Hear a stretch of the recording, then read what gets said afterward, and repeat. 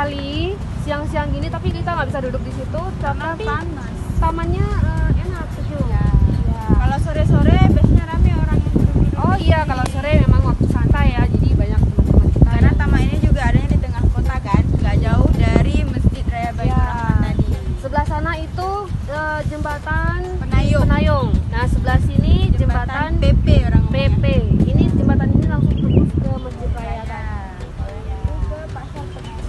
Ya. Nah, teman-teman, di Aceh itu banyak sekali ya destinasi wisata. Ini Ya. baru di kotanya loh. Ini Kita baru belum kotanya ke saja. Gampung-gampung. Ada kalau di berapa kampung puluh kampung malah. di Aceh. Iya. Jadi teman-teman kalau mau ke Aceh jangan lupa mampir di Website kami. Di taman ini juga. Mampir Mampir ya, teman-teman. dan di website kami Di travelon.com.